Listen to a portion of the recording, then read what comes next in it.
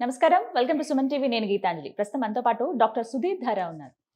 పర్టికులర్గా చెప్పాలి వీరి గురించి, గత 25 సంవత్సరాలుగా సర్జరీ అనేది అవసరం లేకుండా పెయిన్ మేనేజ్మెంట్ ద్వారా ఎన్నో రోగాలే నయం చేశారు. పర్టికులర్గా నీకి సంబంధించి కావచ్చు, షోల్డర్కి సంబంధించి కావచ్చు, మనకి ఇంకా పర్టికులర్గా చెప్పాలంటే కాళ్ళ దగ్గర, అరికాళ్ళ దగ్గర కొంచెం చాలా మందికి జాయింట్ పెయిన్స్ వస్తాయి చూసారా, వీటివి ఇలాంటివి ఎన్నో ఇంజరీస్ని జస్ట్ ఒక థెరపీ ద్వారా ఆయన తగ్గించారండి. వేల మంది అనే చెప్తాను ఈ లిస్ట్లో. వారేమో ఎపియాన్ పెయిన్ మేనేజ్మెంట్ సెంటర్ ద్వారా ఇవన్నీ చేశారు. ఇప్పుడు మనం చూస్తున్నటువంటి ఈ ప్లాస్మా థెరపీస్ అని ఫస్ట్ స్టార్ట్ చేసిందే వారు. సో ఇప్పుడున్నటువంటి డౌట్స్ కానీ, లేకపోతే సర్జరీస్కి సంబంధించి సర్జరీకి వెళ్ళాలా లేదు, ఈ థెరపీస్ ఏవైతే కొత్తగా వస్తున్నాయో వీటిగా అని చెప్పి నాకే పెద్ద డౌట్ వచ్చింది. సో ఒకసారి మాట్లాడదాం, మీకు కూడా ఒక క్లారిటీ ఇద్దామని నేను వచ్చేసాను జూబ్లీ హిల్స్లో ఉన్నటువంటి ఎపియాన్ పెయిన్ మేనేజ్మెంట్ సెంటర్కి. మనతో పాటు ఉన్నారు డాక్టర్ గారు, వారితో మాట్లాడదాం. సార్ నమస్కారం. ఇవాళ టాపిక్ బ్యాక్ పెయిన్. సార్ చాలా మంది అడిగిన క్వశ్చన్ ఇది. యంగర్ జనరేషన్ నుంచి క్వశ్చన్స్ వచ్చాయి, అలాగే నార్మల్ అన్ని ఏజ్ల వాళ్ళ నుంచి, ఓల్డ్ ఏజ్ వాళ్ళు కూడా. మాట్లాడుకుంటే ఫస్ట్ బ్యాక్ పెయిన్ అనేది అసలు ఎందుకు వస్తుంది, రీజన్స్ ఏంటి? హెల్తీగా ఉన్న వాళ్ళలో కూడా బ్యాక్ పెయిన్ చూస్తూ ఉంటాం. పర్టికులర్గా రీజన్స్ మాట్లాడదాం సార్. ఫస్ట్ నడుము నొప్పి, లో బ్యాక్ పెయిన్, ఇది మేజర్ ప్రాబ్లం. అంటే వరల్డ్ అంతా కూడాను మనము ఇన్సిడెంట్స్ అంటాం. అంటే ఎంతమందికి బ్యాక్ పెయిన్ వస్తుంది, ఎంతమందికి బ్యాక్ పెయిన్ వస్తుందని రీసెర్చ్ చేస్తే 100లో 30-35 మందికి ఏదో ఒకసారి బ్యాక్ పెయిన్ వచ్చి ఆ బ్యాక్ పెయిన్ వల్ల ఒక వారం రోజులు జాబ్కి వెళ్లకుండా పడుకుందాం 30 మందిలో జరుగుతుంది. అంటే 100లో 30 మంది, చాలా ఎక్కువ. ఇది వరల్డ్ అంతా, వరల్డ్ స్టాటిస్టిక్స్లోనే 100లో 30 మెంబర్స్ సివియర్ బ్యాక్ పెయిన్. ఈ 30లో ఒక 70-80% కంటిన్యూస్గా ఉంటుంది వాళ్ళు బ్యాక్ పెయిన్. ఈ 30లో ఇంకొక 70-80%. అంటే చూడండి ఎంత డైలీ ఇంక వాళ్ళు అలా ఇది వేసుకొని ఆ బెల్ట్ ఒకటి కట్టుకోవడము, ఒక 2 రోజులు పడుకోవడం, 3 రోజులు పని చేయడము, మసాజులు చేసుకోవడం, ఆ ట్రీట్మెంట్ ఈ ట్రీట్మెంట్. కొంతమంది సర్జరీ చేసుకుంటారు, సర్జరీ చేసుకున్నాక నొప్పులు వస్తాయి వాళ్ళకి, తగ్గదు, సర్జరీ ఫెయిల్ అయి ఉంటుంది అది. సో అంటే ఎక్కడ చూసినా కూడా బ్యాక్ పెయిన్ అనేది ఒక బర్నింగ్ టాపిక్, ఏ కంట్రీలో అయినా కూడా. సరే కారణాలు ఏంటి? సరే ఇంత బర్నింగ్ టాపిక్కి మరి కారణాలు తెలుసుకోవాలి కదా.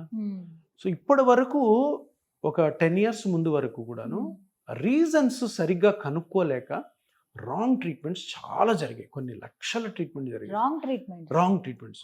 ఏంటి సార్, ఎందుకు సార్ అంతంత పెద్ద పెద్ద డాక్టర్స్ ఉన్నారు, సర్జన్స్ ఉన్నారు, న్యూరో సర్జన్స్, ఆర్థో సర్జన్స్, వాళ్ళందరూ రాంగ్ చేస్తున్నారు. అందరు రాంగ్ చేస్తున్నారు కాదు.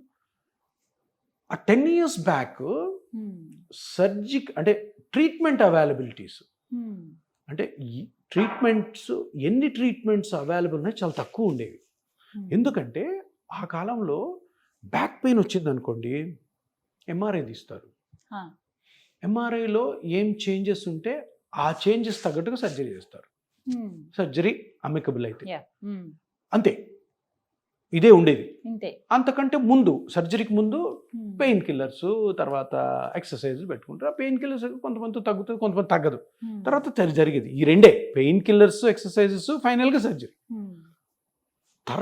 తర్వాత ఇంకో 10 years నుంచి ఇండియాలో ఈ బ్యాక్ పెయిన్కి రీజన్స్ ఇంకా ఎక్కువ ఉన్నాయి అని కనుక్కోవడం మొదలైంది. కనుక్కోవడం మొదలవ్వకపోగా ఆ రీజన్స్కి ట్రీట్మెంట్స్ కూడా స్టార్ట్ అయ్యాయి. ఇంతకుముందు లేవు, 10-15 సంవత్సరాల క్రితం. సో ఏమేమి ట్రీట్మెంట్స్ అంటే, ఇప్పుడు కాజెస్ ఏంటంటే, నేను ఇంతకుముందు చెప్పినట్టు 10-15 సంవత్సరాల క్రితం డిస్క్ ప్రొలాప్స్ అంటారు. డిస్క్ బయటకు వచ్చి నరాన్ని ఒత్తుతుంది, నరం ఒత్తినప్పుడు నడుము నుంచి కాలంతా పాకుతుంది. అందరికి సయాటిక అంటారు. సయాటిక నాకు సయాటిక ఉందని 10 సంవత్సరాలు చెప్తుంటారు కొంతమంది, నాకు సయాటిక ఉందని. సో అది కొంచెం అంటే అలవాటు అయిపోయింటుంది, అది నొప్పి, అది చాలా ప్రాబ్లంలు ఉంటారు వాళ్ళు, బట్ ఏదో మేనేజ్ చేసుకుని అలవాటు అయిపోతుంది. దానికి ఇనీషియల్గా అయితే పెయిన్ కిల్లర్స్ ప్లస్ ఎక్సర్సైజెస్, బాగా ముదిరితే ఆపరేషన్ డిస్క్ పీకేయడం. ఇంకొకటి బోన్స్ ఒకదాని మీద ఒక ఉండాల్సిన బోన్స్ ఇట్లా స్లిప్ అయింది, స్పాండైలోలిస్థెసిస్ అంటారు. దానికి ఏం చేస్తారు, ఆ 2 బోన్స్ని దగ్గర చేసి స్క్రూస్ రాడ్స్ వేస్తారు. ఈ 2 సర్జరీస్ ఉండేది ఏది, బ్యాక్ పెయిన్కి. అర్థమైందా? ఇది ఎప్పుడు 15 years బ్యాక్. కానీ రీసెర్చర్స్, సైంటిస్ట్ ఏంటంటే, ఈ 2 చాలా తక్కువ పర్సంటేజ్ బ్యాక్ పెయిన్ రావడము, ఇంకా ఎన్నో స్ట్రక్చర్స్ ఉంటాయి వాటిల్లో, దానివల్ల కూడా వస్తుంది. ఏమున్నాయి స్ట్రక్చర్స్?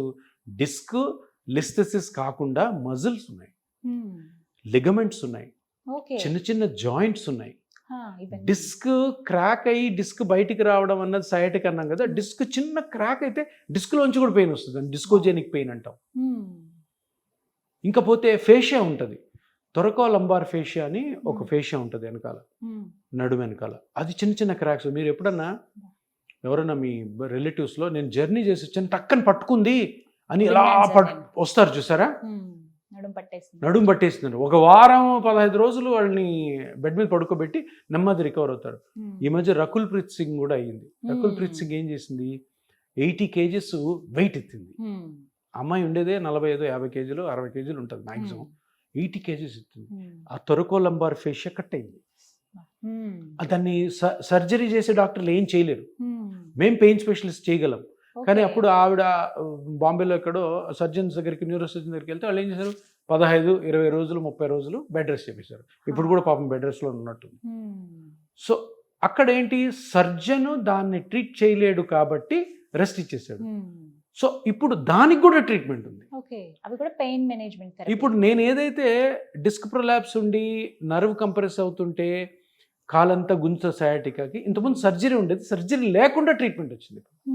సో అట్లాగా కారణాలు అన్నవి స్పైన్లో ఉన్న కండిషన్స్ బట్టి ఉంటాయి అనమాట. అంటే అవి కనుక్కునే విధానాలు వచ్చాయి. ఇప్పుడు కొత్తగా వేరే స్కాన్స్ వచ్చాయి, ఎంఆర్ఐ స్కాన్ కాకుండా డైనమిక్ అల్ట్రాసౌండ్ స్కాన్ అని. ఆ స్కాన్ తోటి ఈ మజిల్ ప్రాబ్లమా, తొరకో లంబార్ ఫేషియా ప్రాబ్లమా, ఫ్యాసెట్ జాయింట్ ప్రాబ్లమా, ఎస్ఐ జాయింట్ ప్రాబ్లమా, లిగమెంట్సా, డిస్కోజెనిక్ పెయిన్ అని ఎన్ని కారణాలు ఉన్నాయి చూడండి. ఆపరేషన్కి 2 కారణాలు అయితే ఆపరేషన్కి వీలు కాని 10 ఉన్నాయి. ఈ 10 కారణాలు కనుక్కోవడం వల్ల స్పైన్ మీద రాంగ్ ట్రీట్మెంట్స్ తగ్గిపోయి ఆపరేషన్స్ కూడా అవసరం లేకుండా చిన్న చిన్న ఇంజెక్షన్స్తో, చిన్న చిన్న థెరపీస్ తోటి ఇప్పుడు ఎన్నో కొత్త చాలా అధునాతమైన ట్రీట్మెంట్స్ వచ్చాయి అనమాట. చాలా అంటే ఎంత ఇన్నోవేటివ్ టెక్నిక్స్ ఉన్నాయంటే సింపుల్ ఇంజెక్షన్స్ తోటే ఇవన్నీ కూడా ఎపియాన్లో ఉన్నాయి. మొత్తం స్పైన్ సర్జరీ అనేది అవసరం లేదు. సర్జరీ కొన్ని కేసెస్లో, ఏ కేసెస్లో అవసరమైతే ఆ కేసెస్లో ఉన్న సర్జరీకి పంపించేస్తాం. అవి ఒక 5% ఉంటాయి. బ్యాక్ పెయిన్ ఉన్న 100 మందిలో 5 మందే ఆపరేషన్కి ఫిట్ అవుతారు, 95 మంది ఈ థెరపీస్తో బయటపడిపోవచ్చు. Thank you so much sir.